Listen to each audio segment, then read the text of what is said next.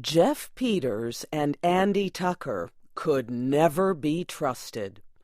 One day, the two men decided to open a marriage business to make some quick and easy money.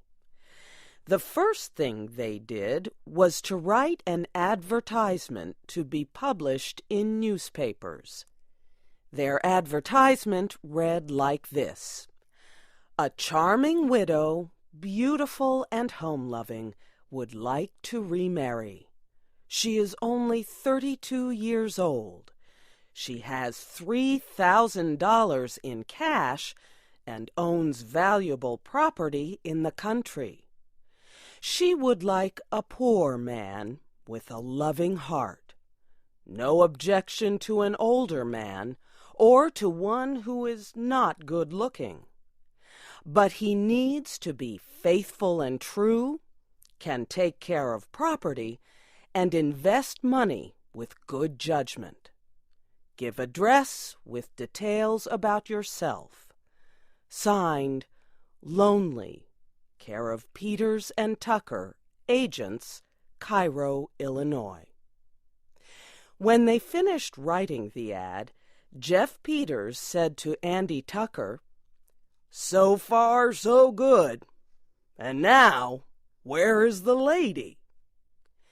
Andy gave Jeff an unhappy look.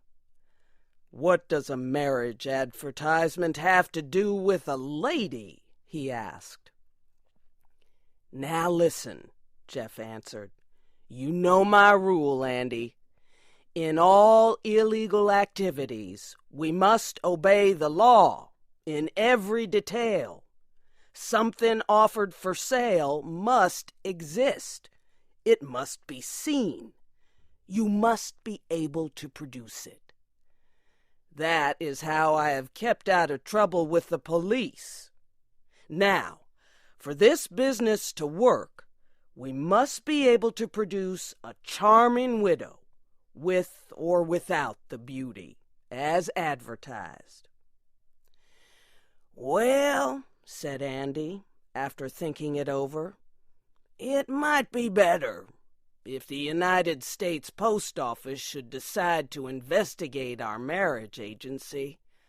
But where can you hope to find a widow who would waste her time on a marriage proposal that has no marriage in it?" Jeff said that he knew just such a woman. "An old friend of mine, Zeke Trotter," he said, "used to work in a tent show. He made his wife a widow by drinking too much of the wrong kind of alcohol.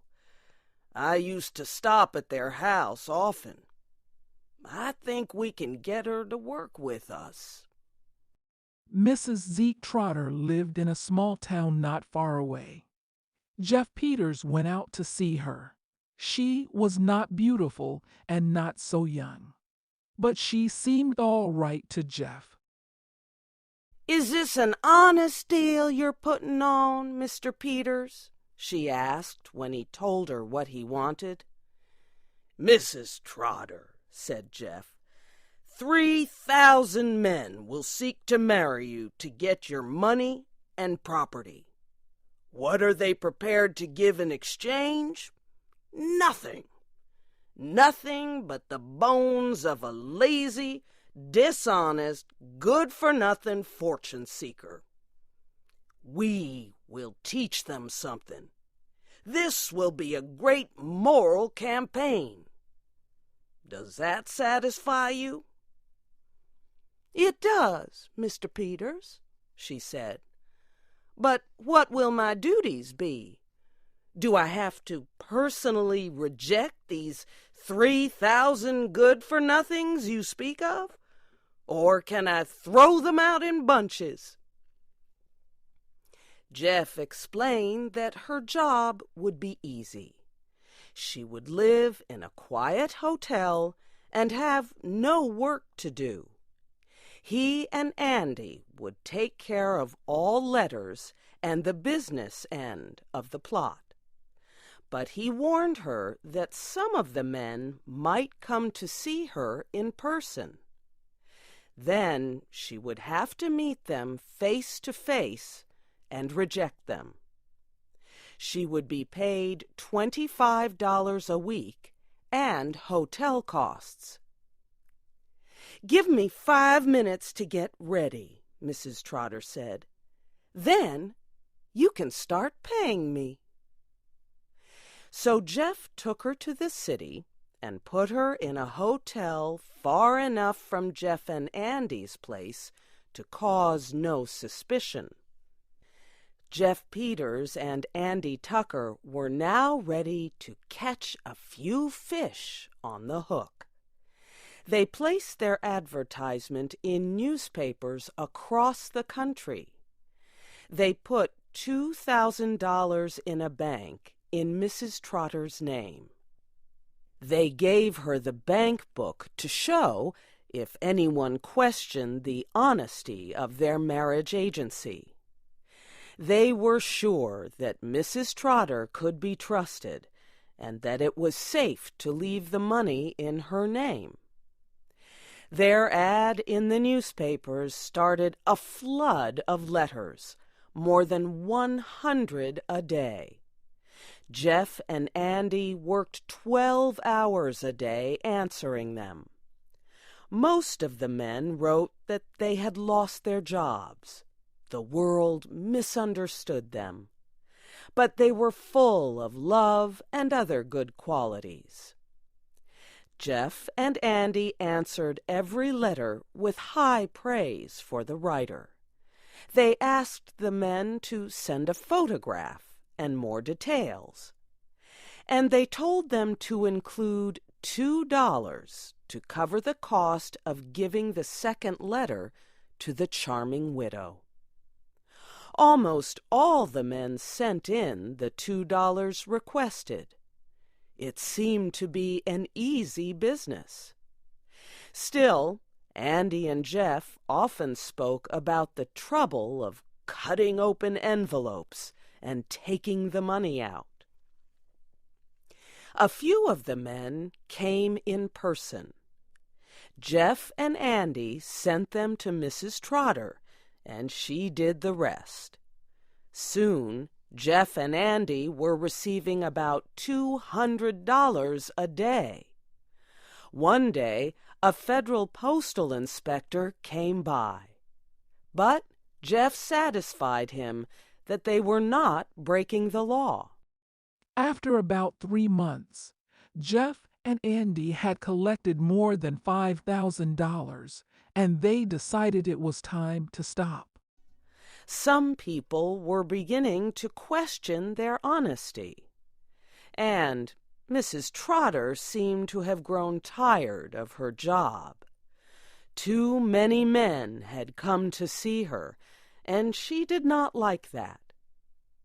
Jeff went to Mrs. Trotter's hotel to pay her what she was owed and to say goodbye. He also wanted her to repay the $2,000 that was put into her bank account. When Jeff walked into the room, she was crying like a child who did not want to go to school. Now, he said, "what's it all about? Somebody hurt you? Are you getting homesick?" "No, Mr. Peters," she said. "I'll tell you. You were always a good friend of my husband, Zeke. Mr. Peters, I am in love. I just love a man so hard I can't bear not to get him. He's just the kind I've always had in mind." "Then take him," said Jeff. "Does he feel the same way about you?" "He does," Mrs. Trotter answered. "But there's a problem. He is one of the men who've been coming to see me in answer to your advertisement, and he will not marry me unless I give him the $2,000. His name is William Wilkinson. Jeff felt sorry for her. He said he would be glad to let her give the $2,000 to Mr. Wilkinson so that she could be happy. But he said he had to talk to his partner about it. Jeff returned to his hotel and discussed it with Andy. "I was expecting something like this," Andy said. "You can't trust a woman to stick with you in any plan that involves her emotions." Jeff said it was a sad thing to think that they were the cause of the breaking of a woman's heart. Andy agreed with him. "I'll tell you what I'm willing to do," said Andy. "Jeff, you have always been a man of a soft and generous heart. Perhaps I've been too hard and worldly and suspicious. For once, I will meet you halfway. Go to Mrs. Trotter. Tell her to take the $2,000 out of the bank and give it to this Wilkinson fellow, and be happy." Jeff shook Andy's hand for a long time. Then he went back to Mrs. Trotter. She cried as hard for joy as she had done for sorrow. 2 days later, Jeff and Andy prepared to leave town. "Wouldn't you like to go meet Mrs. Trotter once before we leave?" Jeff asked Andy. "She'd like to express her thanks to you." "Why, I guess not," Andy said. "I think we should hurry and catch the train." Jeff was putting all the money they had received in a belt he tied around his body. Then Andy took a large amount of money out of his pocket and asked Jeff to put it together with the other money. "What's this?" Jeff asked. "It's Mrs. Trotter's $2,000, said Andy. "How do you come to have it?" Jeff asked. "Mrs. Trotter gave it to me," Andy answered. "I have been calling on her 3 nights a week for more than a month." "Then you are William Wilkinson?" Jeff asked.